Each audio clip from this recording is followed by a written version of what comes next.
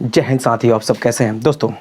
मैं आपका भैया राहुल भी आपको तहे दिल से स्वागत करते हैं, अभिनंदन करते हैं आपके अपने YouTube channel government job maker पर। दोस्तों मैं आपके सामने लेकर के आया हूं 6 to 8 और 9 10th का जो अभी एग्ज़ाम होने वाला है BPSC TRE 4 का।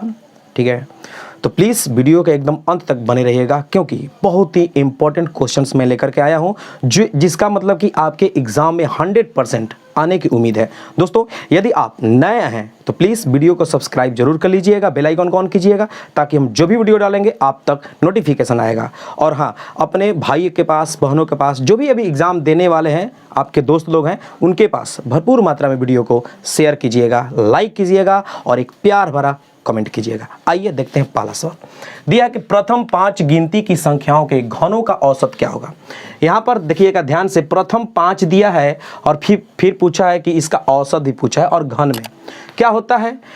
देखिए अगर एक से चलते हैं, 1 जोड़ 2 जोड़ 3 जोड़ 4 ऐसे ऐसे करके जाते हैं n तक। ठीक है, तो ये हुआ सिर्फ प्राकृत संख्या का अगर n तक हो तो। लेकिन यहाँ पर घन बोला है, तो घन का मतलब क्या, यहाँ पे 3 सब पावर में 3 3। ठीक है, इस तरह से रहता है। अब इसका एक फॉर्मूला होता है, क्या होता है कि n इंटू n+1/2 का होल स्क्वायर। ठीक है, लेकिन आपसे क्या पूछा है जी, आपसे पूछा है घन। आपसे क्या पूछा है, घन। तो ये तो मेरे दोस्तों ये फॉर्मूला हुआ, फॉर्मूले के हिसाब से ये आया। मतलब कि अगर n प्राकृत संख्याओं का घनों का अगर ये पूछे तो ये होगा। लेकिन आपको n बराबर दे रखा है, कितना दे रखा है, 5, क्योंकि बोला है कि प्रथम 5। और आपसे क्या पूछा है, एवरेज पूछा है कि औसत क्या होगा। तो यहाँ पर n बराबर ले लेंगे हम 5 और फिर यही 5 से यहाँ पर क्या कर देंगे, भाग कर देंगे। ठीक है, चलिए ना यहाँ पे लिख देते हैं n, हो गया 5 लेना है।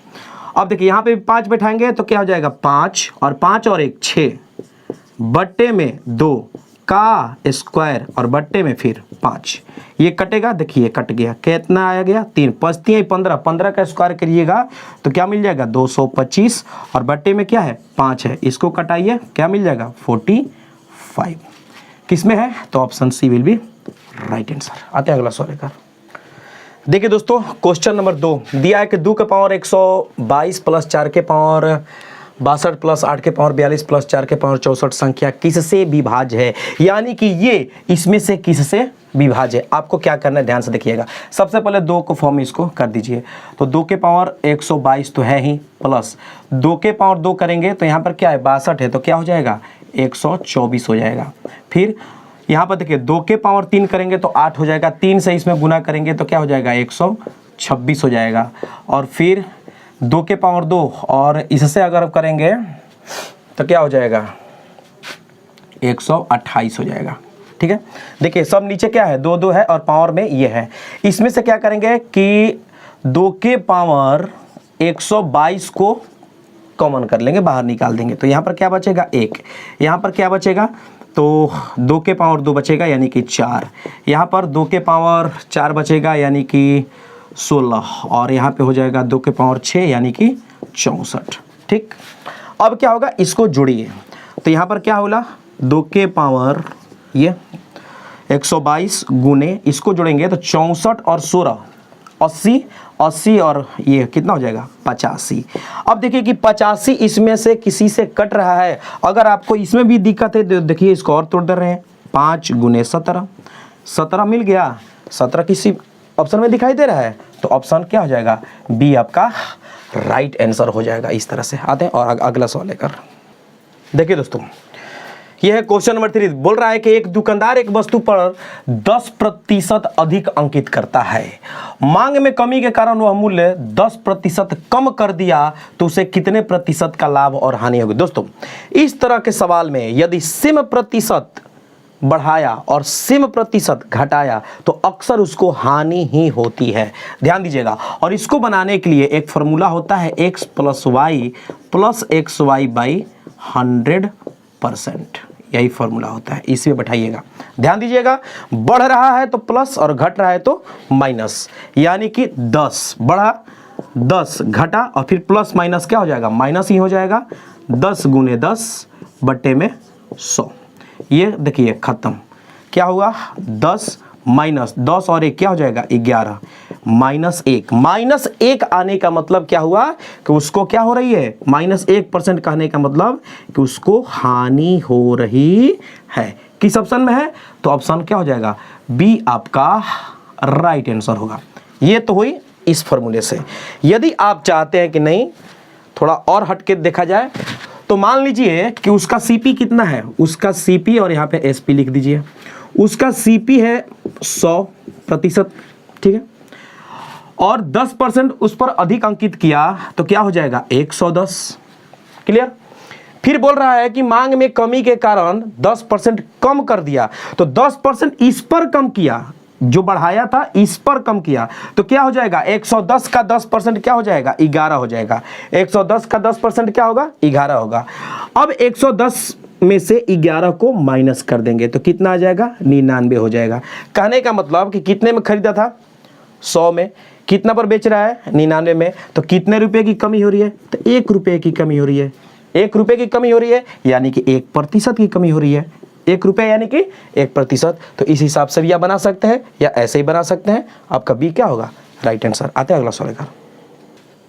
देखिए दोस्तों दिया है कि एक नाव धारा के विपरीत यानी कि प्रतिकूल 9 घंटे में 36 किलोमीटर की दूरी तय करती है और धारा के अनुकूल वही समान दूरी, ध्यान दीजिएगा समान दूरी 3 घंटे में तय करती है। तो आपसे पूछा है कि शांत जल में नाव की चाल क्या होगी। दोस्तों बोट और स्ट्रीम का यह सवाल है। धारा के विपरीत यानी कि बोट माइनस स्ट्रीम कितना 36 किलोमीटर, कितने घंटे में जी 9 घंटे में। ठीक है ध्यान से देखिएगा। यहां से देखिए कटा कितना मिला तो 9 चौके 36। यहाँ पे आइए एक चीज और, फिर क्या बोला है कि समान दूरी यानी कि 36 किलोमीटर ही धारा के अनुकूल यानी कि साथ में तो प्लस हो जाएगा और कितना चल रहा है 3 घंटे में। ठीक है इतना, ये कटा कितना मिला 12 तिया 36। कहने का मतलब कि बोट प्लस स्ट्रीम यानी कि नाव प्लस धारा बराबर है 12 और नाव माइनस धारा बराबर कितना है 4। आपसे क्या पूछा है नाव की चाल पूछा है यानी कि बोट का पूछा है। बस यहां से ये खत्म। क्या मिला 2b बराबर ये कितना हो जाएगा 16 हो जाएगा। यहां देखिए 2 से ये गया 8 यानी कि नाव की चाल बराबर क्या मिला 8 किलोमीटर पर आवर। बस ऐसा ही करना है। किसमें है तो option C will be right answer. आते हैं अगला सवाल। देखिए दोस्तों दिया कि एक समांतर अनुक्रम में यदि तीसरा पद 17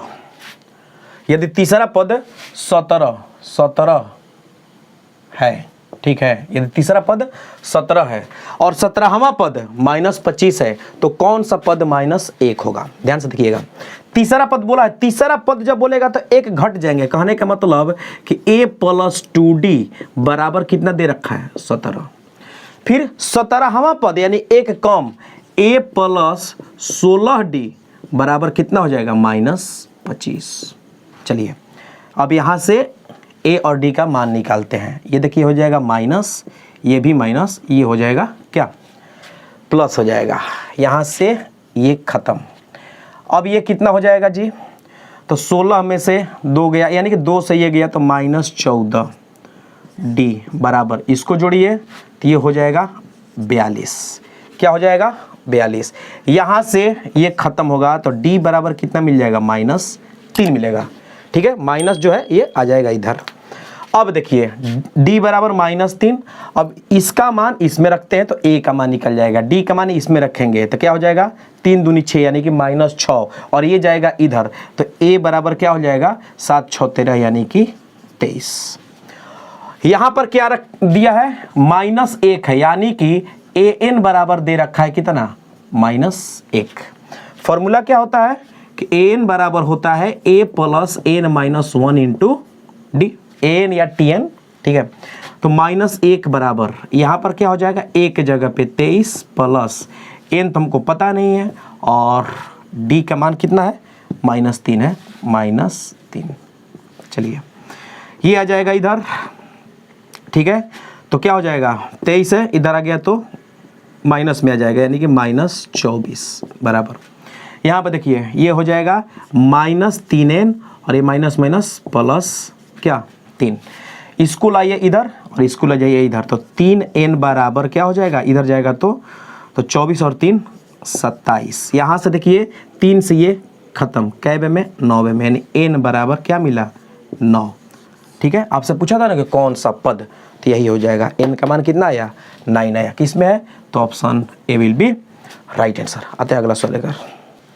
देखिए दोस्तों इस सवाल को दिया है कि यदि f थीटा बराबर 1 - 2 tan थीटा बटा 1 + 2 tan थीटा, तो आपसे पूछा है कि f π/4 का मान क्या होगा। कहने का मतलब कि थीटा के जगह पर आपको इसको रखना है π/4 को। चलिए यहाँ पे रखते हैं, तो 1 - 2 क्या हो जाएगा tan π/4 और बट्टे में 1 + 2 tan π/4।